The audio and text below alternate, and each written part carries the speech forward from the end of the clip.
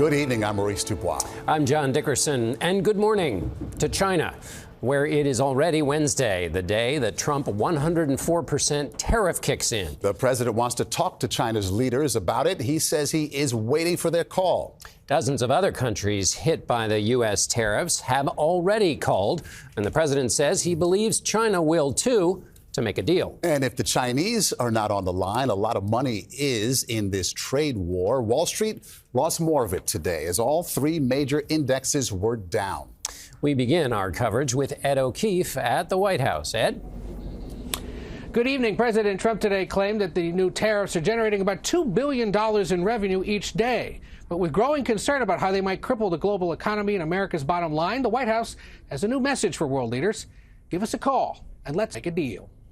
With tariffs now in place, President Trump today signaled he's willing to explore deals with affected countries on a case-by-case basis. I call them tailored deals, not off the rack. The president claims more than 70 countries have called to negotiate ahead of tonight's midnight deadline, when reciprocal tariff rates kick in for much of the world, including China, which is set to see them soar to 104%. Americans bought about $440 billion worth of goods from China last year, making it the second largest import partner after Mexico.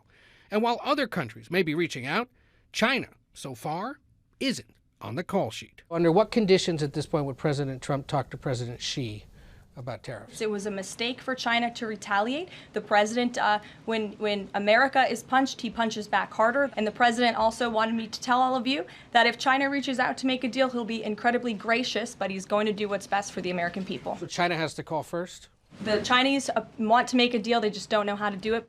That rhetoric was echoed in Beijing, where a top spokesman warned China will fight to the end. That's a lot of bark, not a lot of bite.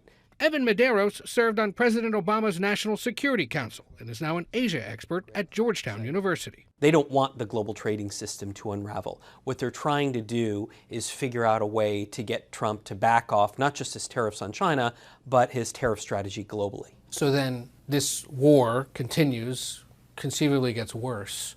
How does that ripple across the rest of the world? It means higher prices. It means slower growth.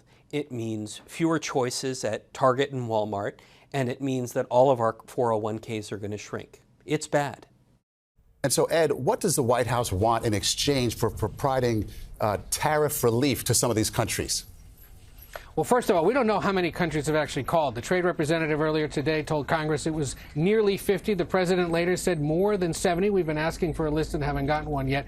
But they also signaled today that the talks may go beyond trade to include things like the size and scope of American foreign assistance, whether U.S. military presence is maintained in some of these countries, and how it would be paid for, and even if some of these countries would be willing to cut new deals for American energy, like liquefied natural gas.